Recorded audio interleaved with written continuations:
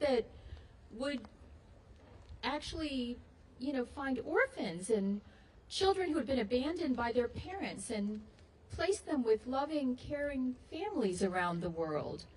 That's what we were doing. And then we kept working with those children and those families to make sure that they had safe places to go to school and get an education.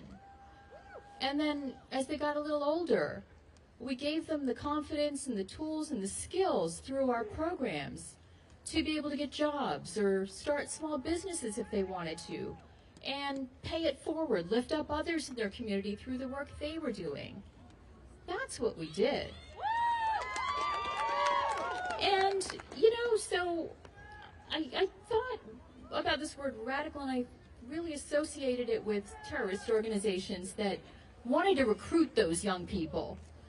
Groups like ISIS and Al-Qaeda and criminal gangs through Latin America that wanted to recruit those young people, but they couldn't, because those young people have options. They have options for a better future and a safer future. They're safer because of the work we do, and we're safer because of that work. So, you know who's cheering today? ISIS is cheering. Al-Qaeda is cheering as we recall thousands of people around the world who show up every day to work thinking not about themselves, but thinking about what they can do to make that child safer, to make that family healthier, to give that those young people hope. And so when I think about our wonderful staff around the world, I think about things that young people have said to me as I've gone on my travels and met them. And they've come up to me and they've thanked me. And they haven't thanked me because of the money we put into the programs. They've said to me, "You believed in me." And they've said, "Because you believed in me, I believe in myself." And so we give people that. We give them hope, care, courage. And if you cut AID out of the U.S. government, you cut out the beating heart of our foreign assistance.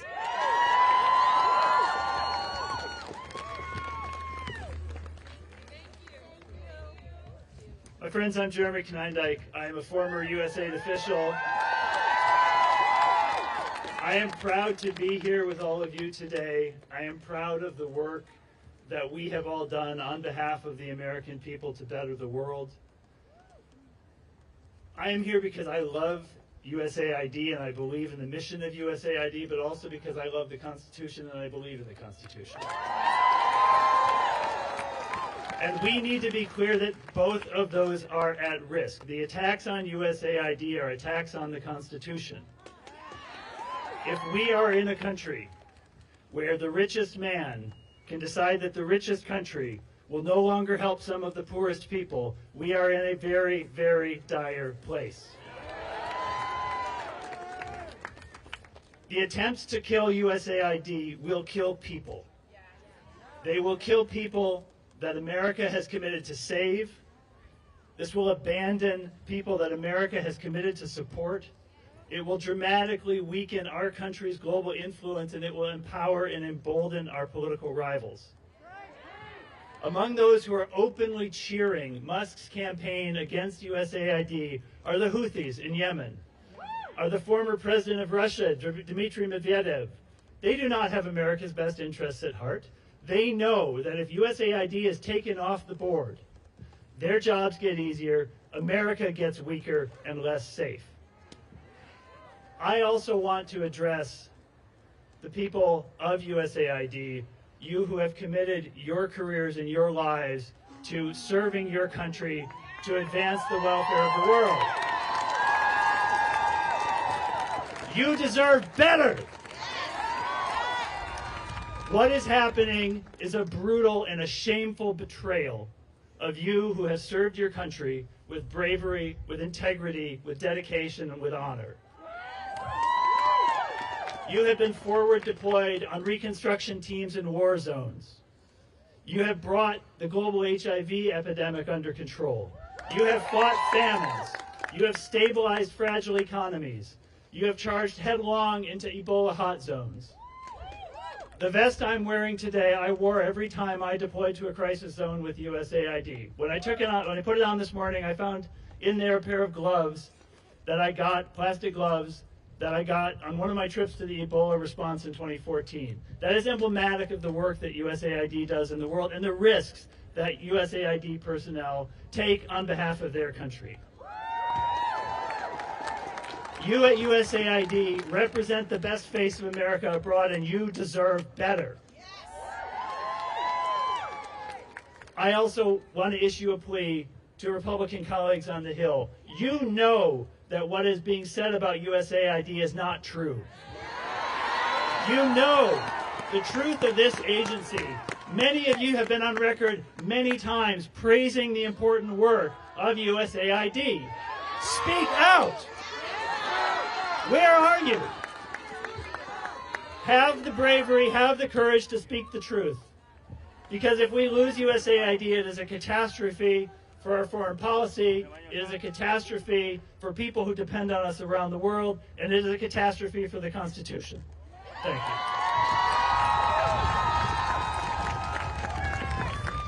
My name is Chris Milligan, and I served my country for 31 years at USAID.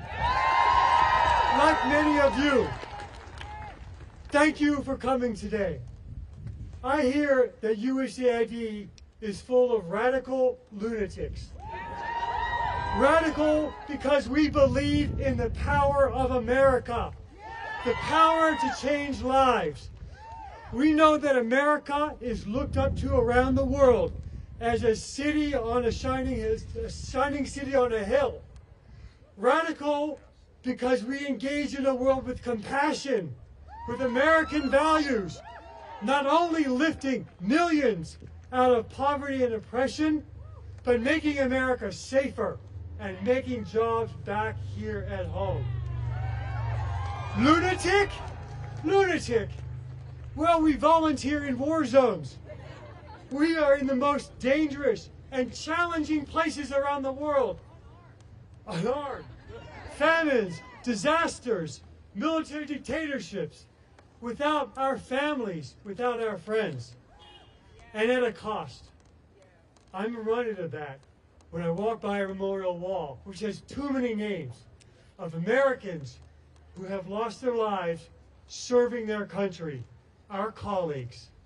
Who would do this? Committed, patriotic, radical lunatics who put country first.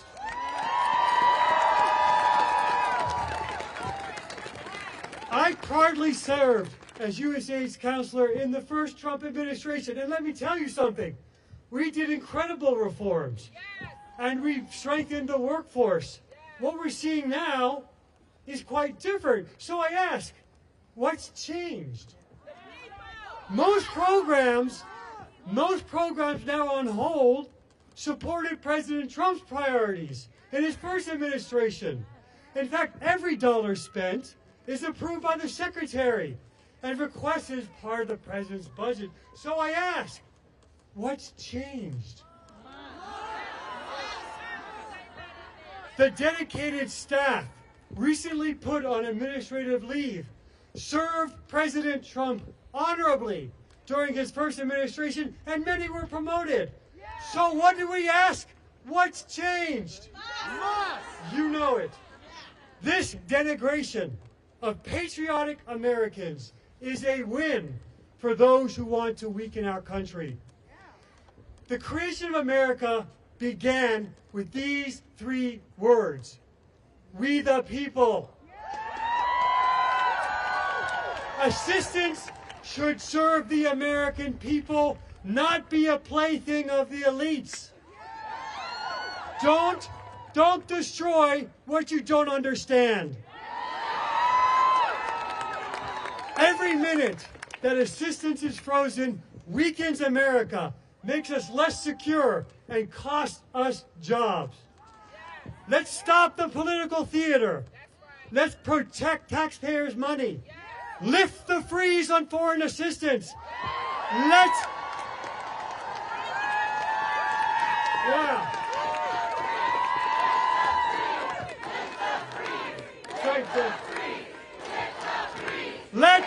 patriotic Americans serve their country. Let patriotic Americans serve their country. Untie America's hands. Let's make America safe again. Thank you.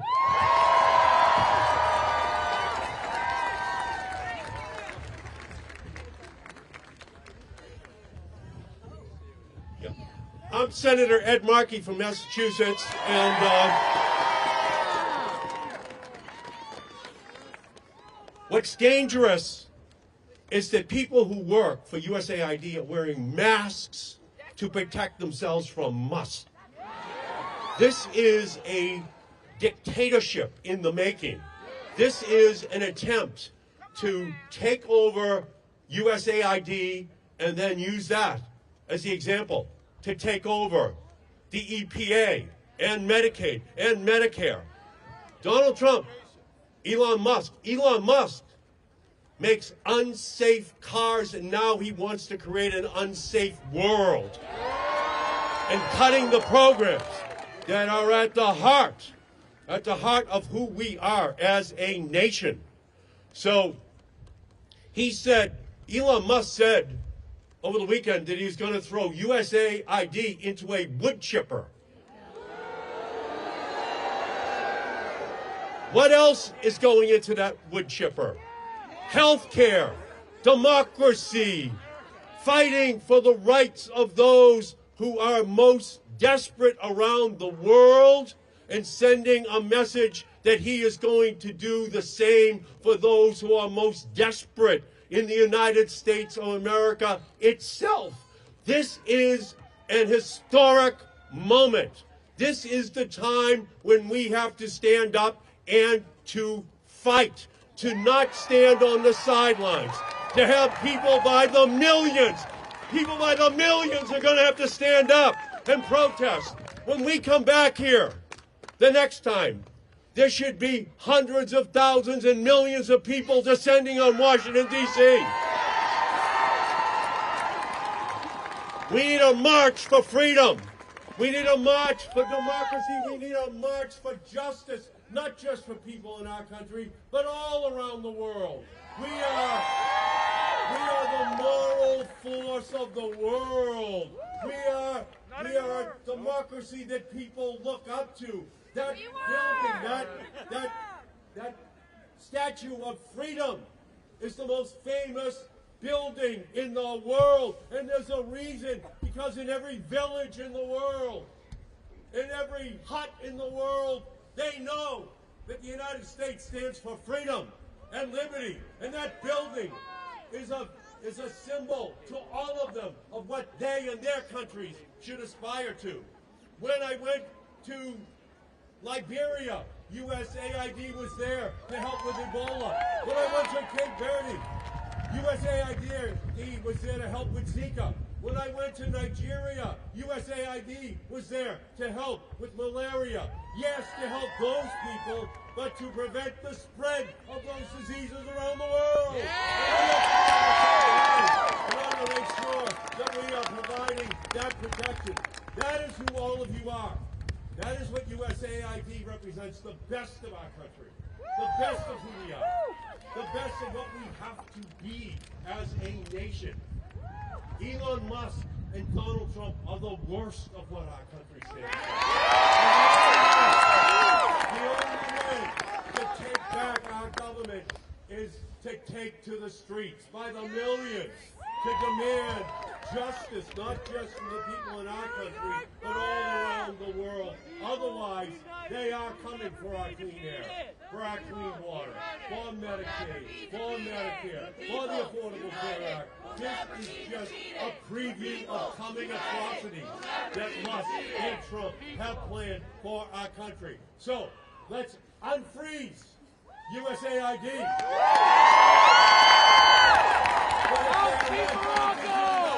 Let us get up and fight. Let us get up and resist until we have reclaimed the reason why we fought that American Revolution, and it was to make sure that we never again lived under a dictator, that never again did one person decide what our country stood for. Let's get up and fight. Let's go and get it done.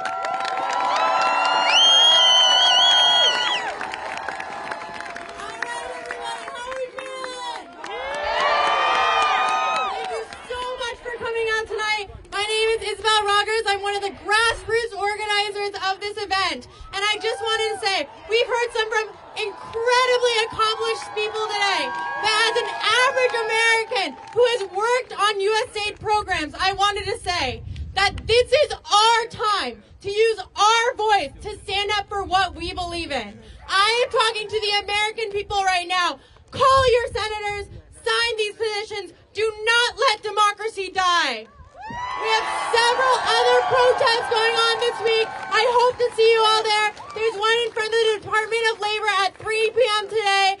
And if you have any more questions or want to know more about our organization, go to usaidstopwork.com. Thank you again. And let me hear you say, USAID! USAID! USAID! USAID! USAID! USAID! USAID!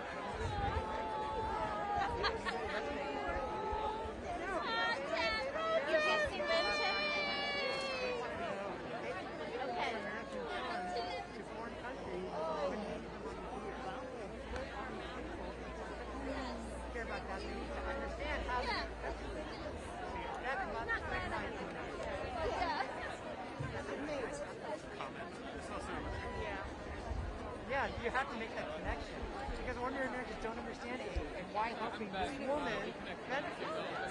Great job. Thank you so much for doing this and putting this together. This is a great choice.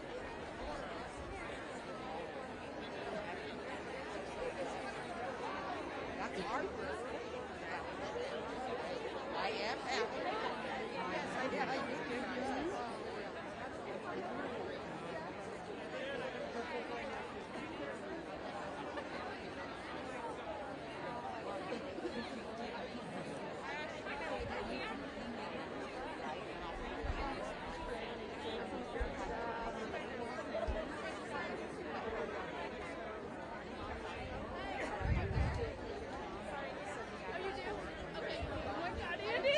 I didn't realize you were here.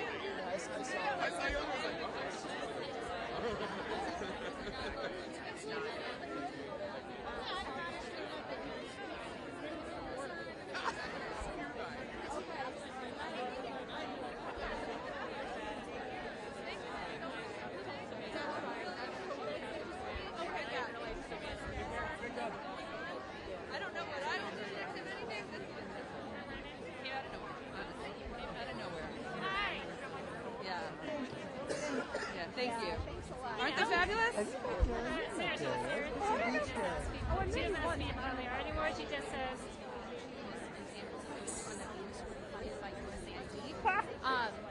Really? Yeah, so like the Transgender Opera, for example, that was a $20,000 grant from the State Department in 2021.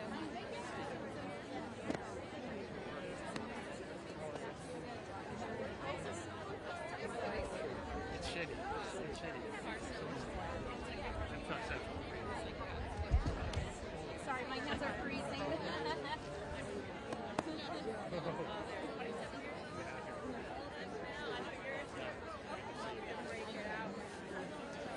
I'm just 10 seconds. Okay, I got it. That's it. I'm not trying to. So I just kind of wanted to get your reaction to what does it say that those are the main programs that like this is that they were funded by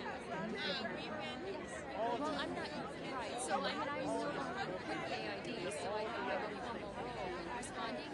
However, as someone Because the truth and the reality are not. So they have to resort to lies, they have to resort to gas. in those organizations reach out to me because they can't get any information from within USAID. So there's a lot of whether it is the things on that. What's the opposite of a fact sheet that the White House put out? The false sheet that the White House put out, or whether it's the lies that keep getting repeated about the so-called condoms for Gaza, which, by the way, if you were to actually spend that much on condoms at the rate USAID pays, that would be more than 1 billion condoms. No one ever was trying to send 1 billion condoms to Gaza. It's ridiculous, and it just, again, all they have are lies and gaslighting. And it's really, really important to just speak the truth of what this agency is and what this agency does. So you see this as kind of intentional, Oh, 100%. No. I mean, they are conducting a disinformation campaign in order to kill this agency.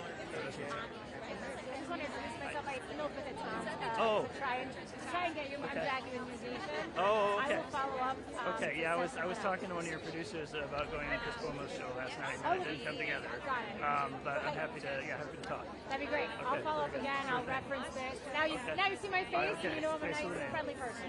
And here's my card, by the way. I'm fully following this. I don't know if it's best for you, but I'm on the same.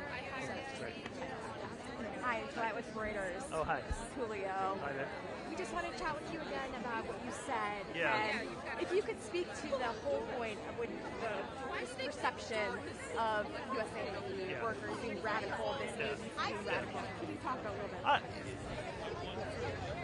I say this with love when I say that, USAID workers are just some of the most low-key folks that, the low-key but low-key brave, low-key courageous, low-key patriotic folks you will ever meet. They're not radicals.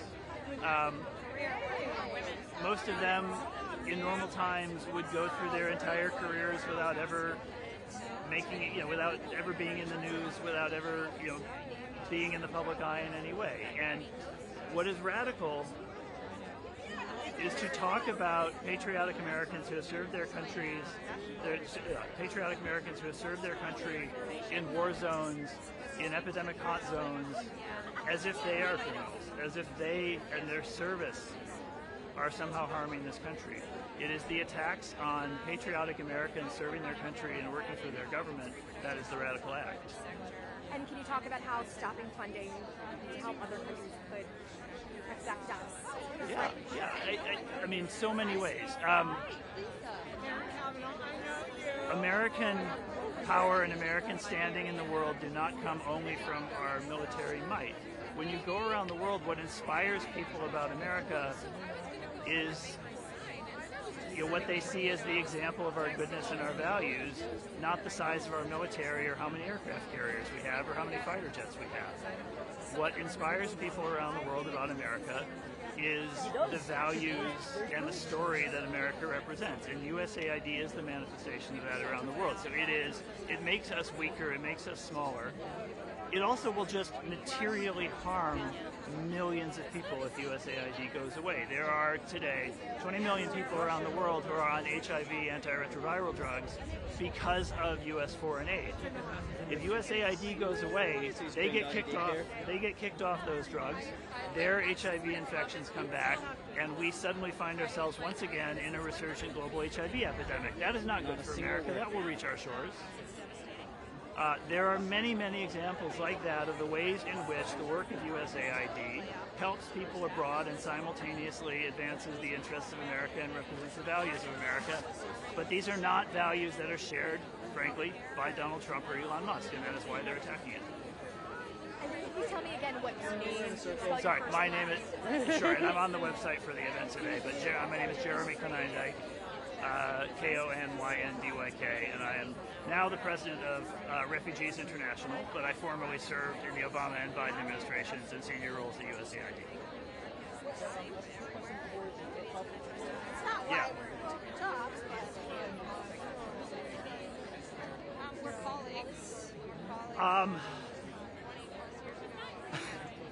It is a pro-American idea. I don't love the America First terminology. I think that's got a pretty checkered history in this country. But I will say this. When I served at USAID, I worked with many Republicans. I traveled with Republicans to disaster zones. I worked with them and traveled with them to visit the crisis responses that my teams were leading. And they were supportive. I worked well with Republicans. They worked well with me. This used to be a nonpartisan thing. It should still be a nonpartisan thing because it serves America regardless of who's in charge. It advances American interests regardless of who's in charge. And it is shameful if Republican politicians can no longer acknowledge that because the world's richest man is shouting about it on his Twitter feed. They don't care. Thank you. I'm a reporter for the Intercept. Is it okay if I ask you? So proud to be in a government that is made for people by the youth. I think what we've seen in the last week is that our voices are not being heard, and that we are letting billionaires dictate American laws. That is not America. That is not Whatever is left of foreign assistance if they succeed with this programs, which is completely understandable.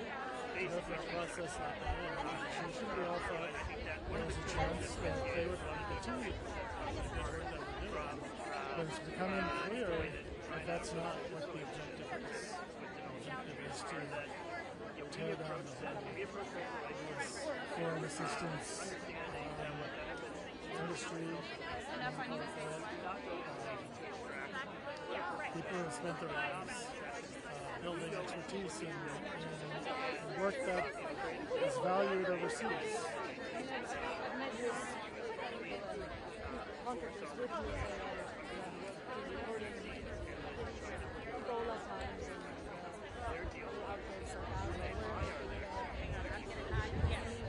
always thought it's like a partisan thing. And it was. And there are a lot of Republicans that are very supportive of USAID, but, you know, Trump is taking everything over, and anybody who speaks out is basically going to be canceled and fired and run out of town. It started in the last Trump administration, and it's just become worse and worse with this in the last 2 years.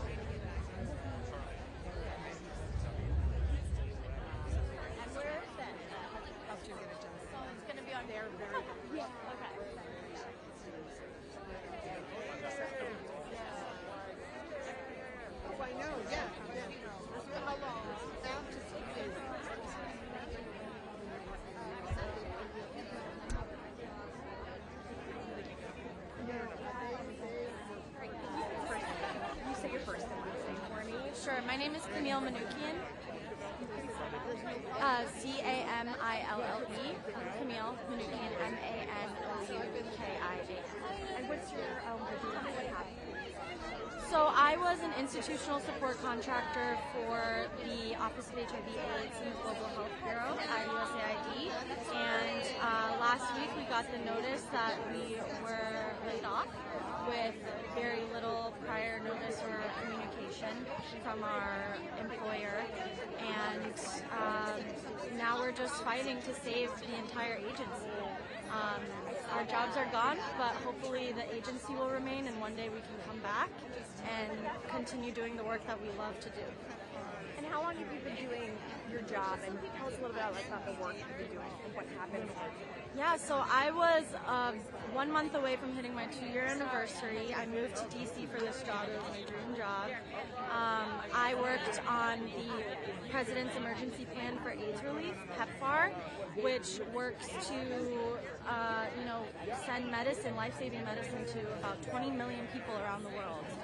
And since 2003, when it was started by Bush and was supported by both sides of the aisle for the past 20-some years, it has saved upwards of 26 million lives. So that was the work we were doing every day, day in, day out, working on ending the AIDS epidemic around the world and saving lives. And can you tell us, what do you hope will happen next? I heard a lot during during this protest, do your job, when you feel this, It's so hard to say because it does feel a little demoralizing right now. I think the speed at which this has happened is on purpose. Of course, we've been hearing a lot of people talking about that. But I just hope that people, I guess, keep up with Trump and just keep fighting and not let him tire us out. I want our representatives to save American jobs. Like, this is almost 10,000 American jobs that have been wiped out in the past week and a half. And if he's successful with USAID, I'm concerned that he will just start targeting other agencies. We've been seeing it with the NIH, we've been seeing it with the State Department, with the Department of Education, and I'm just worried that we're the first domino and he's going to just try to keep knocking everything down. So we need to speak up now and not let this happen, because it's not just going to be us, it's going to impact thousands and thousands of Americans' livelihoods. And after that, then the whole economy will be impacted. So. And Elon and other people that feel like supporting some views say that there is wasteful spending, there's too much money, other countries should be supporting what we do internationally. What do you say to that? So, I mean, I don't want to speak to that too much, but what I do want to say is that USAID has funding appropriated by Congress on a yearly basis, if not more frequently. We send them all of our data and they approve everything. So Congress approves our budget. We work day in and day out with local partners and the private sector and other nonprofits to, have more localized funding and more government ownership in other countries.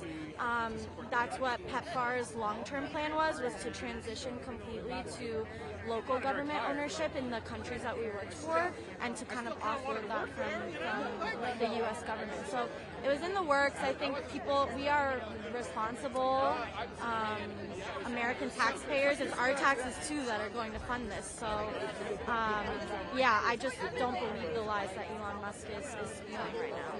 What happens next for you? I've already started applying to jobs. Global health is my passion. Service is my passion. So I hope to, stay in the industry. I think it's going to be tough right now because there's hiring freezes. All of the implementing partners that we work with are also on pause, and thousands of people will be applying for the same jobs. So I think it's going to be really tough for the next few months, but I'm blessed to have the support of my friends and family, and I will be okay. I'll get another job, but the more concerning part that we have to remember is that there's millions of people around the world who will not receive these life-saving services if we keep this foreign aid pause, and if we get rid of USAID, people are going to die. So that's what's more important right now. I'm on that list.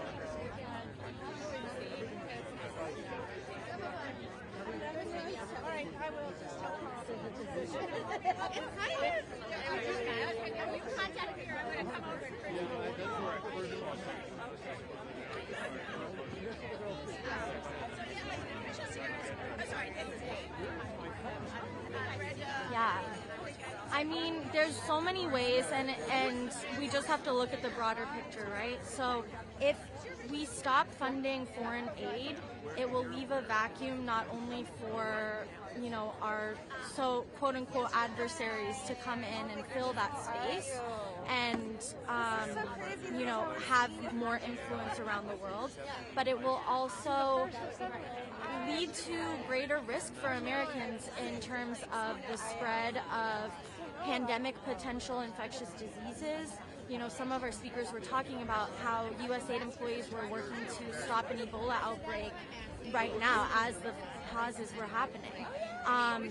So USAID protects Americans every day, just preventing, you know, civil unrest in other countries, improving, you know, the economy in other countries, encouraging more education, more agriculture. So generally, I think, you know, USAID encourages a more prosperous, healthier, safe world. So I think that trickles down to the United States of America as well, and Americans. So on top of just so many Americans losing their jobs, it's going to have a devastating impact on the American economy as well. Yeah. I am about to turn 27. Yeah. Yes, I am. Thank you. You said you're with Reuters?